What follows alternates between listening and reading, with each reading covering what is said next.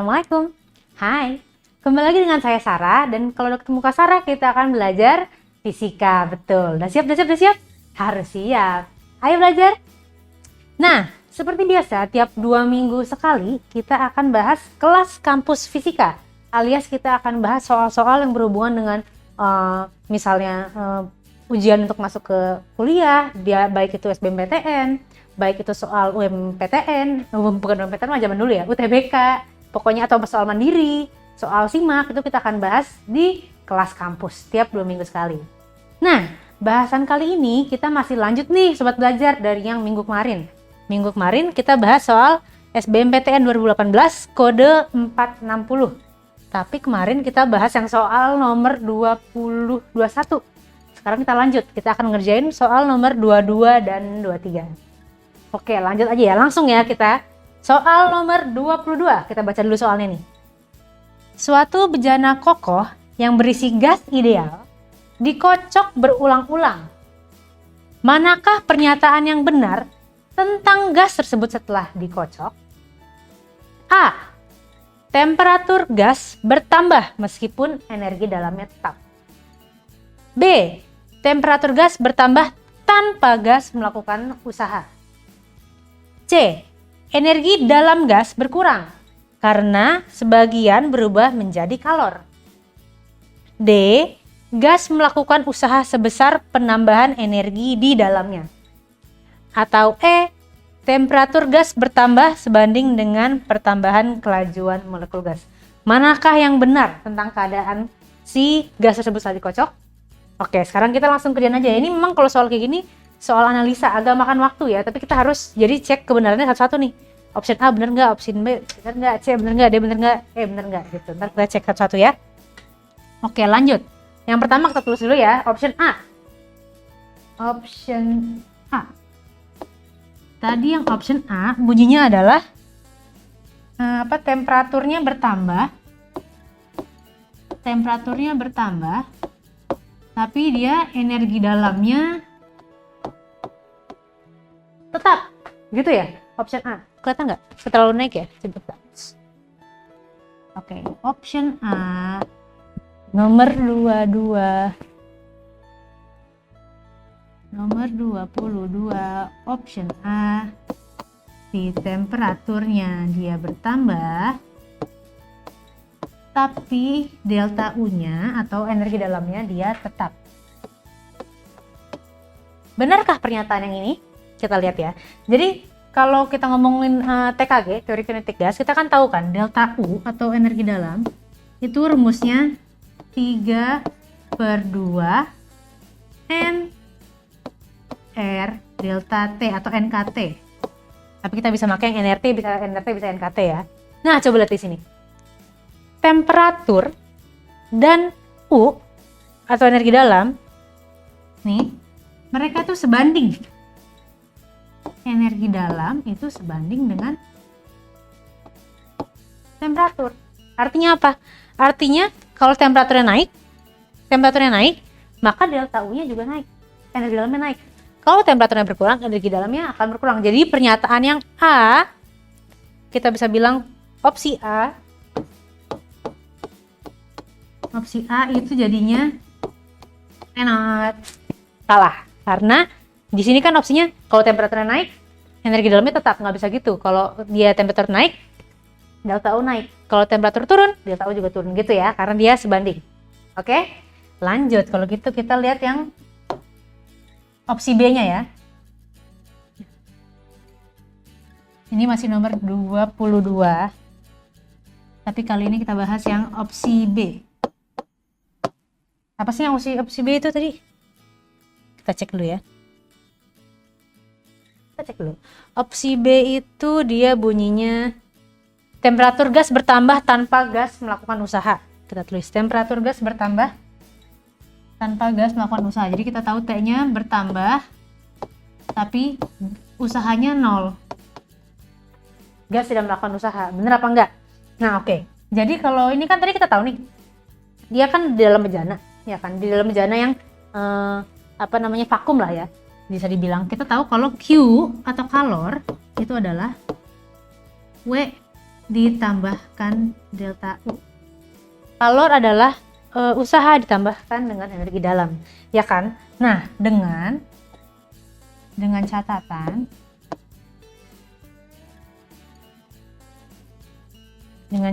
kalau W itu adalah P dikalikan delta V, dan delta U-nya tadi kita tahu kan 3/2 N R delta T. Nih, dengan catatan seperti ini.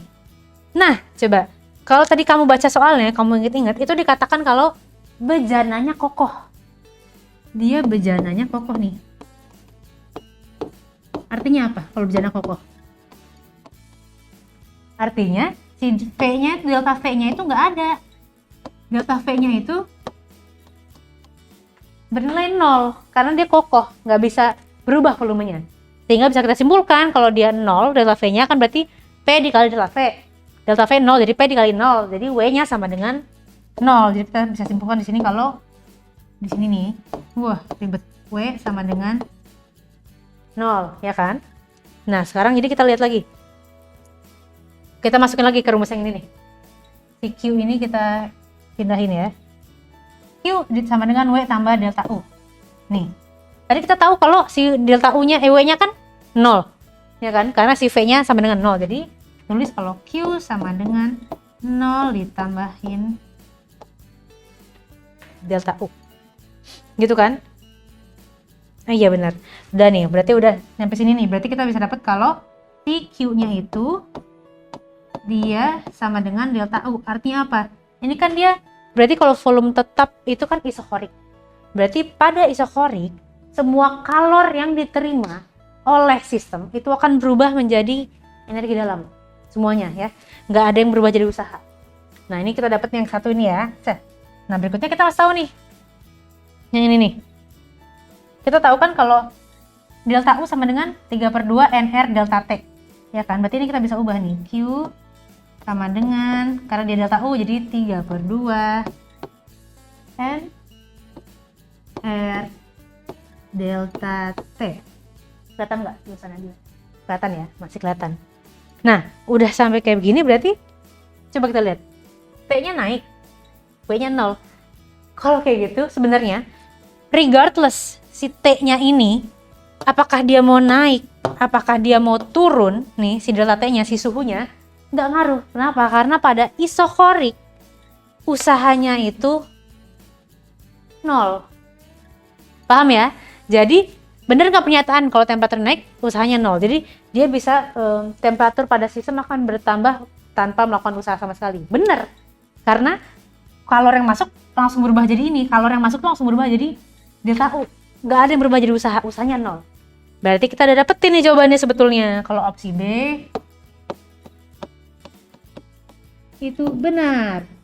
Benar ya. Tapi kan kalau sampai sini doang nggak asik lah ya. Kita bahas juga lah nomornya yang opsi-opsi berikutnya yang C sama D sama E itu yang benernya salahnya tuh di mana gitu. Oke, lanjut kita berarti bahas sekarang yang nomor 22. Option yang C. Bunyinya apa yang option C? Coba kita cek dulu. Bunyinya adalah yang C. Energi dalam gas berkurang karena sebagian berubah menjadi kalor. Energi dalam gas berkurang karena sebagian berubah menjadi kalor. Bener nggak itu? Coba kita langsung. Jadi yang kok 22 yang C, energi dalamnya itu berubah. Kenapa berubah? Karena sebagian berubah menjadi kalor. Karena sebagian menjadi kalor. Nah ya kan, ini kan lagi-lagi masih balik lagi berarti kita nge-refer ke yang B tadi, ya kan? Yang di B itu kita tahu kalau W sama dengan bukan W, Q sama dengan W tambah delta T. Karena itu isokorik, ya kan? Karena dia isokorik yang berarti delta V-nya sama dengan 0, berarti kita bisa tulis kalau Q sama dengan 0 tambah delta T, atau jadi Q sama dengan Itu kok delta T, sorry, delta U maksud Kak Sarah. Q sama dengan delta U. Berarti di sini apakah delta U, apakah usahanya itu berubah karena sebagian berubah menjadi Q gitu? Enggak. Jadi sebenarnya karena pernyataan ini salah karena si delta U-nya itu seluruhnya itu dihasilkan dari si kalor. Jadi hubungannya tuh saling berkebalikan gitu. Jadi si delta U ini dihasilkan sepenuhnya, semuanya itu dari kalor. Dan kalornya ini sepenuhnya ya full berubah menjadi delta U. Jadi nggak ada sebagian, nggak ada delta U, nilai delta U berubah karena sebagian enggak. Karena memang mereka nilainya sama gitu loh. Kalau kita pikir, nah kalau logikanya gitu ya. Jadi dia delta U berubah karena sebagian berubah jadi Q. Jawabannya adalah opsi C. Itu salah. Kenapa? Karena ya Q sama dengan delta U. Jadi nggak ada delta U yang hilang, nggak ada Q yang hilang karena nilainya tuh besarnya sama. Gitu ya, paham ya? Oke, next berarti ntar kalau teman-teman yang nggak bisa ngikutin, yang telat atau misalnya mau ngeliat lagi, kita bisa dilihat lagi kok. Kita punya archive-nya untuk video-video yang live class. Jadi tenang aja, oke? Sekarang yang nomor 22, option D ya. Option yang D. Tadi bunyinya apa? Kak Sarah lupa. Yang D bunyinya, gas melakukan usaha sebesar penambahan energi di dalamnya. Gas melakukan usaha sebesar penambahan energi di dalamnya. Kita tulis. Yang D berarti dia pernyataannya adalah gas melakukan usaha sebesar penambahan energi dalam. Bener apa salah nih? Jadi gini, kalau yang D itu kan jadi kita tahu kalau bejananya itu kokoh. Bejananya kokoh tadi kan disebut bejana kokoh, berarti dia isokorik. Karena dia kokoh, karena dia bejananya kokoh, maka dia delta V-nya ya 0. Karena dia isokorik kan? Berarti udah nih sampai sini bejananya sama dengan 0. Nah, karena dia isokorik, delta berarti dia W-nya kan sama dengan P kali delta V. Balik lagi yang tadi. Jadi P dikalikan 0 sama dengan 0 dong, ya kan? Jadi W-nya itu adalah sama dengan 0, usahanya sama dengan 0. Nah, kalau usahanya sama dengan 0 berarti ini salah. Option D salah karena gas melakukan usaha sebesar penambahan delta U karena usahanya itu nggak ada. Pada isokorik dia cuma ingat isokorik itu cuma ini nih, dari kalor langsung berubah menjadi jadi delta U atau energi dalam. W-nya itu 0. Jadi di situ salahnya. Opsi D.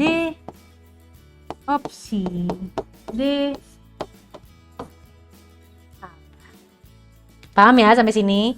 Coba dilihat lagi pelan-pelan. Kak Sarah kasih waktu napas dulu bentar. Dah? Pokoknya tenang aja, jangan takut ketinggalan karena kalian bisa tetap nonton di website ini. Oke? Next. Berarti yang nomor 22 ya, masih nomor 22. Option E. Kita akan tahu sebenarnya memang jawabannya yang B. Tapi jadi option E itu salahnya di mana ya? Kenapa dia salah? Si option E itu. Atau mungkin bahkan option E bisa aja benar. Jadi bisa aja ini ada dua jawaban, ya kan? Who knows? E adalah temperatur gas bertambah sebanding dengan penambahan kelajuan molekul gas. Jadi temperatur gasnya bertambah sebanding dengan penambahan kelajuan molekul gas. Jadi kita tulis temperatur gasnya. Jadi kita tulis kalau temperatur gasnya itu bertambah sebanding dengan penambahan kelajuan molekulnya. Kalau molekulnya naik. Bener nggak nih? Bener nggak ya? Nah, kita harus tahu. Kalau untuk kecepatan di gas ideal kita akan pakai kecepatan efektif atau VRMS-nya nih.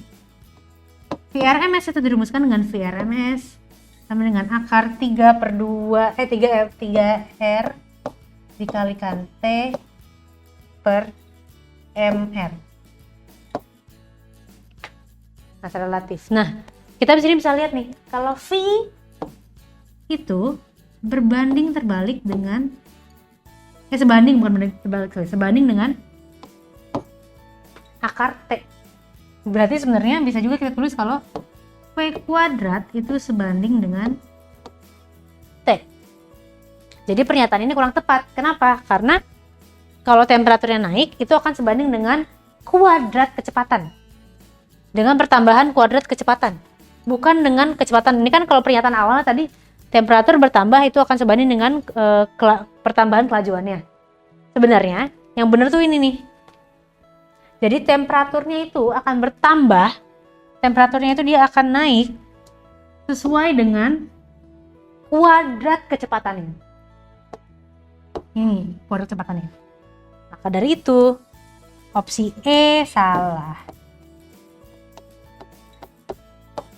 Jadi dari semuanya tadi yang benar itu cuma opsi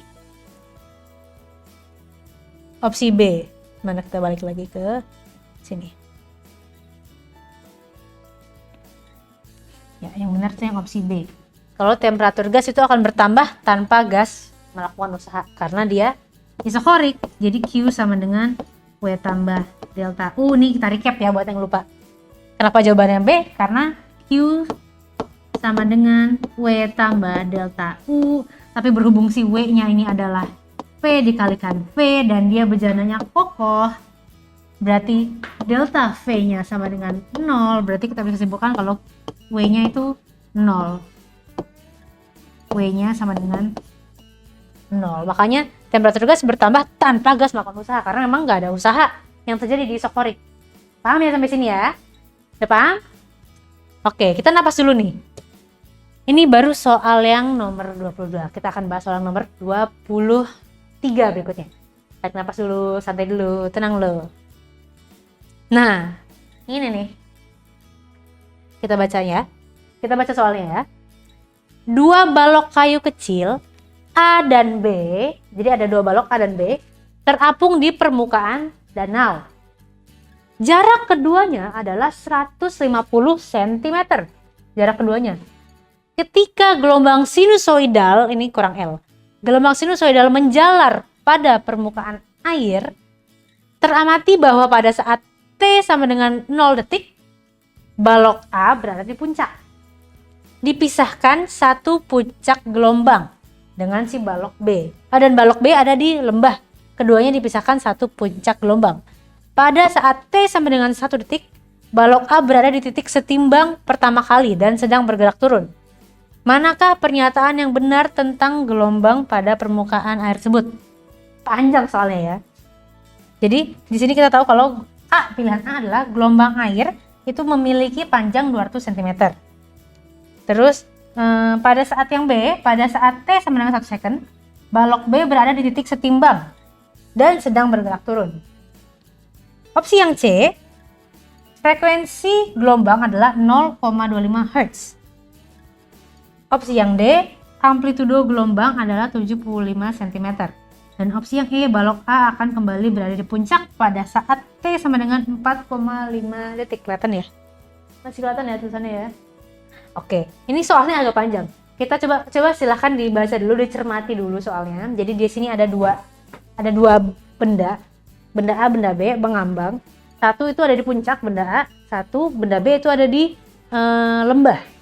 Nah, di antara A dan B itu ada satu gunung, satu apa sebutannya? Satu puncak gelombang, satu gunung. Nah, pada saat T-nya 1 detik, si gelombang A ini berada di titik setimbang. Berarti kalau titik setimbang dia turun nih. Atau kita langsung gambarin aja nih. Biar nggak bingung. Coba soalnya tadi. Oke. Sekarang kita kerjakan nomor 2, 3. Kita lihat option A-nya benar. Oh, jangan option A ini dulu, kita gambarin dulu, sorry. Tadi di soalnya kan kita tahu kalau 2 balok kecil A dan B terapung di permukaan. Ini kita gambar dulu gelombangnya. Nah, jadi ini ada gelombang ya.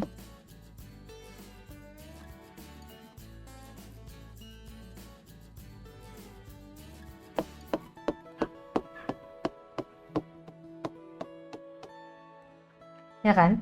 Di sini dia ada benda A. dia di puncak. Benda B ada di lembah.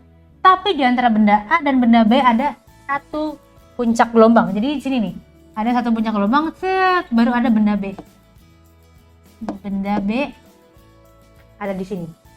Kemudian diketahui, ini kan pada saat T sama dengan 0 nih. Ini T sama dengan 0, T sama dengan 0. Di situ posisinya. Nah, ketika balok ketika pada saat T sama dengan 1 detik, berarti dia bergerak sedetik, si balok A itu berada di titik setimbang pertama kali dan bergerak turun nih. Ini kan titik setimbang tuh di sini, ya kan? Di tengah-tengah. Jadi sumbu X itu titik setimbangnya kan. Dia ada di sini nih. A aksen ya. A pada saat posisi benda A pada saat T sama dengan 1 second. Dia ada di sini. Ke titik setimbang. Ya kan? Manakah pernyataan yang benar? Kita langsung lihat dulu. Dari yang A ya. Pernyataan yang A, ini nomor 23. Pernyataan yang A bunyinya adalah gelombang air memiliki panjang 200 cm. Jadi gelombang air panjangnya 200 cm. Bener nggak nih? Coba kita lihat. Di sini si benda A sama benda B kita lihat deh. Dia ini terpisahkan sejauh apa sih? Sejauh mata memandang. Sejauh nih. Kita tarik ya. Wah, agak miring-miring nih.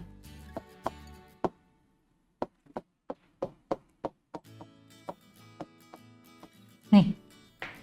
Ingat kan kalau cara ngitung gelombang itu dari sini ke sini. Jadi dari satu gunung satu lembah, satu puncak satu lembah, atau bisa dari puncak ke puncak, lembah ke lembah, itu dihitung satu.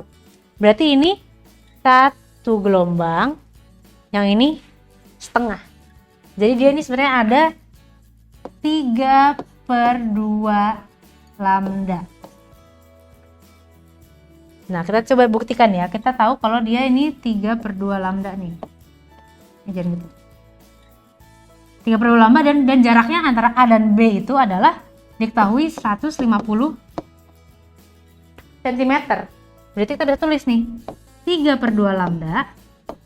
Jarak antara si A dan B pada saat T sama dengan 0 adalah 150 cm. Ya kan, kenapa pakai warna merah? 3/2, kita ulang. Biar rapi ya, 3/2 lambda sama dengan 150 cm. Berarti lambdanya adalah berapa? 3/2 kita pindah ruas jadinya 2/3 kali 150 cm. Coret-coret 50. Berarti dia jawabannya 100 cm. Berarti opsi A gelombang panjangnya itu adalah 200 cm. Bener apa enggak? Salah, karena lambdanya itu adalah 100 cm. Berarti kita bisa pilih, kita bisa bilang kalau option A itu penalti. Salah. Lanjut ya. Sekarang option B. Kita lihat option B.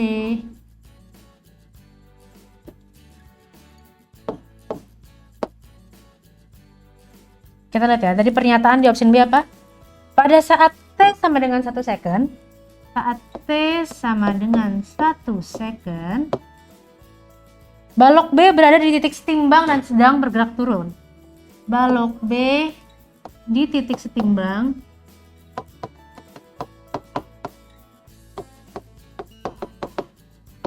dan sedang bergerak turun.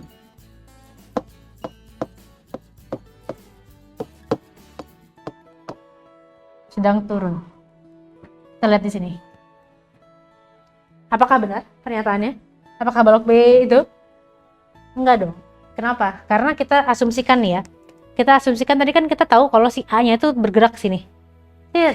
Pada saat T sama dengan 0, A ada di puncak. Dan begitu T sama dengan 1, A bergerak. Benda A bergerak ke bawah, ke titik keseimbangan. Cut, di sini. T sama dengan 1. Berarti dia ke arah geraknya gini nih. Nih, arahnya ke sini. Ke sebelah kiri, ke sebelah kanan kamu berarti ya. Begini nih, cut, gitu arahnya. Jadi pada saat T sama dengan 1 nih.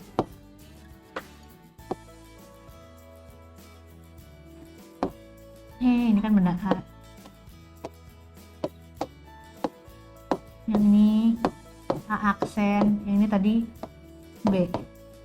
B itu kan pada saat T sama dengan 0. Berarti karena tadi si A nya bergerak sini, otomatis B dia juga akan bergerak sini, ngikutin arahnya kan. Berarti pada saat B aksen, dia posisinya di sini nih. B itu akan pada T sama dengan 1. B atau B aksen itu akan ada di titik setimbang. Dia bergerak naik dari posisi awalnya. Ya kan? Jadi bukan bergerak turun, bukan sedang turun, justru dia naik ke atas. Set. Berarti kita bisa simpulkan kalau option B itu benar, salah. Oke, lanjut kita lihat di option C ya, nomor 23. Nomor 23 option C. Apakah bunyinya? Option C itu frekuensi gelombang adalah 0,25 Hz. Benar nggak? Frekuensi gelombang adalah 0,25 Hz. 0,25. Bunyi. Enggak salah. 0,25 Hz. Oke. Sekarang kita bisa buktikan gini. Kita kan tahu tadi kalau dari A, dari titik A ke A aksen, selama 1 detik itu kan, dari T sama dengan 0 di sini. T sama dengan 0, ini T sama dengan 1 second. Itu dia bergerak sebanyak berapa gelombang? Kalau misalnya ini kita dihitung tadi 1, berarti ini 1/4 gelombang. Jadi kita bisa tulis kalau A dan A aksen itu dia adalah 1/4 gelombang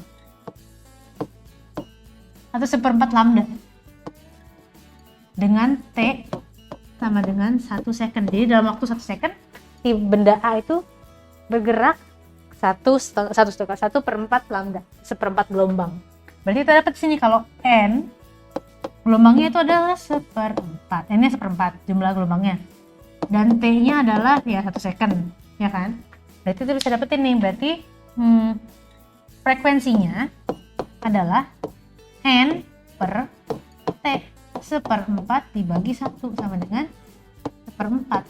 Ya, berarti 1/4 0,25 Hz. Jadi opsi opsi C itu betul. Kita sebenarnya dapat jawabannya di sini ya, kalau opsi C itu benar. Tapi berhubung masih ada opsi D, opsi E, kita bahas aja biar jadi kita tahu salahnya di mana. Atau mungkin jangan-jangan lagi-lagi soalnya salah, jadi dia punya 2 jawaban yang benar. Who knows, ya kan? Nanti lanjut kita bahas yang nomor 23. Nomor 23 option yang D. Tadi yang option D bunyinya adalah amplitudo gelombang itu adalah 75 cm. Nah, bener nggak? Coba kita lihat soalnya.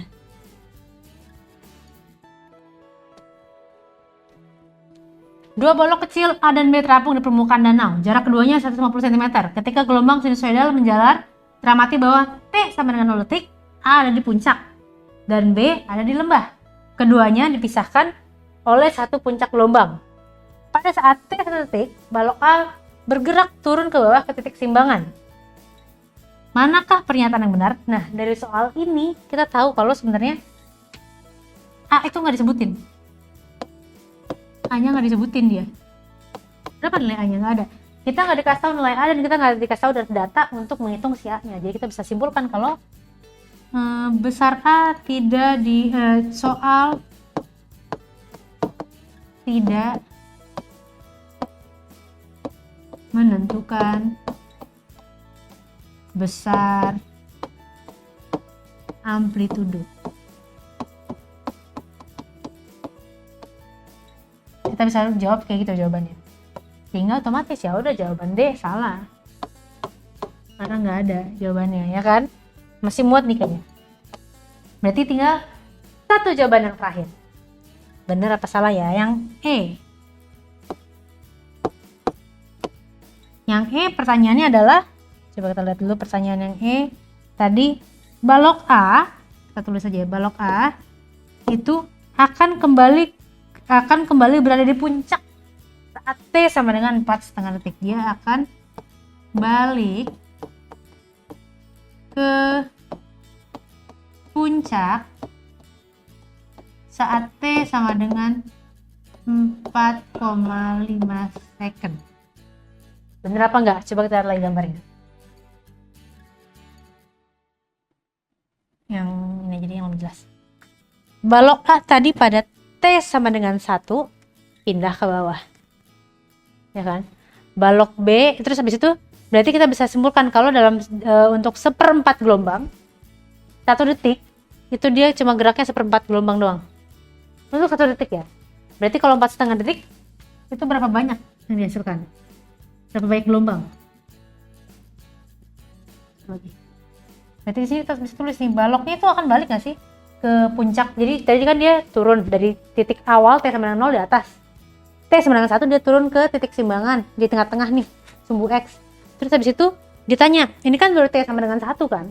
Nah pada saat T sama dengan 4,5 second dia akan balik lagi naik ke atas. Bener apa enggak? Kita coba lihat ya. Kita tulis dulu. Kalau untuk 1/4 periode, atau kita gambarin, kita biar lebih gampang kita gambarin aja nih.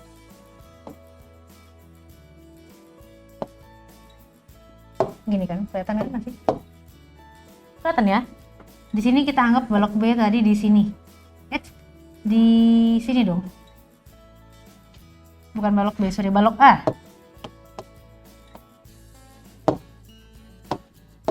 Dia di sini nih. A aksen itu untuk T sama dengan 1.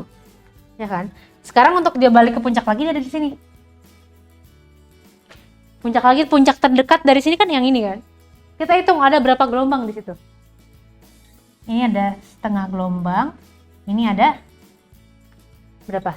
Ada 1/4 gelombang. Berarti dia ada 3/4 gelombang. Ya kan? Berarti untuk mencapai T sama dengan untuk mencapai puncak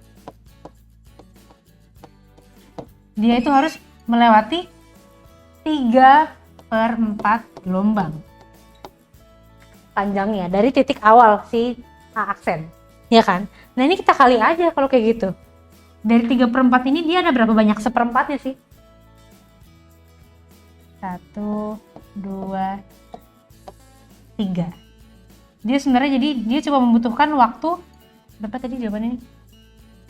Jadi kita bisa simpulkan kalau T justru kalau kita hitung dari posisi awal ya. Nih kalau posisi awal di sini, kalau dia dihitung dari posisi awal balik lagi ke posisi akhir A aksen yang jangan aksen. Ini yang ini kita sebut A1 aja deh. Biar nggak pusing, ini A1. Nah, posisi akhir ini kita sebut sebagai A akhir ya. Tadi dia A1. Posisi awalnya A1. Posisi awal kita sepakati A1, posisi yang ini kita sebut A2. Yang ketika dia turun ke titik keseimbangan, kelihatan kan ya gambarnya? Dan pas sampai ke sini AT, A akhir. Kalau misalnya kita hitung dari posisi awal A1 nih ke AT, berarti dia akan ada melewatin 1, 2, 3, 4. 4/4, karena dia kan satu gelombang full kan. Berarti dia akan melewati waktunya adalah 4 second. Kenapa? Karena dari sini ke sini 1 detik. Sini ke sini 1 detik, sini ke sini sedetik, ini sedetik, berarti tambahin aja 1, 2, 3, 4 second. Kalau dari A ke A aksen, A akhir. Kalau misalnya dari A2 berarti posisi yang ini nih, posisi ketika si A ada di posisi kesetimbangan, dia akan lewatin 1, 2, 3. Jadi dari A2 ke AT dia akan melewati T-nya adalah 3 second. Jadi tergantung, kalau kita lihat dari A1 dia cuma ngelewatin 4 second, kalau dari yang A2 dia ngelewatin cuma waktunya 3 second doang. Berarti jawabannya salah. Karena 45 kebanyakan. 4,5 itu kebanyakan. Jawabannya cuma antara 4 second kalau dihitung dari posisi awal atau 3 second kalau dari posisi yang kesetimbangannya. Gitu teman-teman. Jadi gimana sobat belajar? Udah ngerti soalnya? Masih gampang lah ya. Pokoknya sebenarnya fisika itu susah sih, tapi masih bisa kok. Kita masih bisa belajar. Jangan takut, fisika itu bukan yang susah banget terus nggak bisa dikerjain, enggak. Emang agak pusing, tapi pusing dikit aja. Kan jadi seru kan, makanya ada tantangannya gitu. Nah, jadi hari ini kita udah bahas tadi yang nomor 22 dan nomor 23. Ya kan? Minggu depan, bukan minggu depan, 2 minggu lagi, karena kelas kampus fisika itu ada tiap 2 minggu sekali, kita akan bahas kelanjutannya berarti nomor 24 dan nomor 25. Gimana? Udah paham belum? Pokoknya jangan takut, karena video-video ini akan ada di website kita. Jadi untuk teman-teman yang tadi misalnya ketinggalan, jangan takut, masih banyak kok. Dan di website kita juga itu ada banyak banget video pembelajaran. Dan ada berbagai macam soal-soal yang bisa kalian kerjain. Makanya jangan pernah malas belajar. Jangan pernah deh yang namanya malas-malas kayak gitu, karena sekarang belajar itu mudah. Jadi, ayo belajar.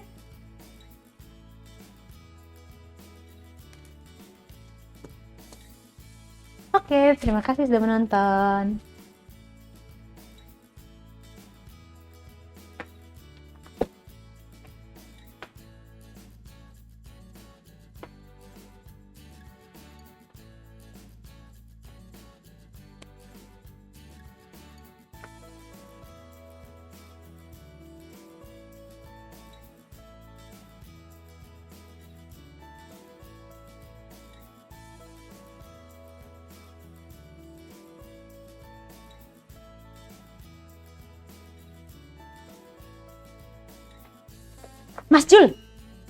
Mas Jul, mana tahu orangnya?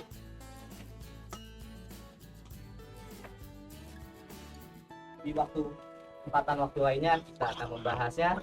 So, semoga pembahasan hari ini akan bermanfaat dan juga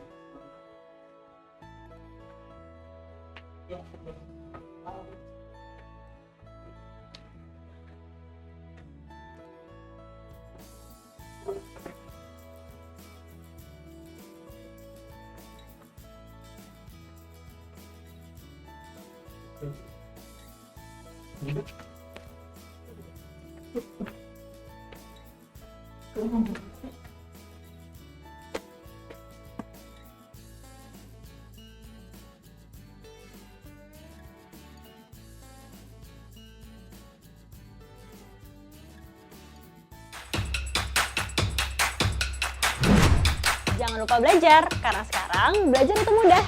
Ayo belajar!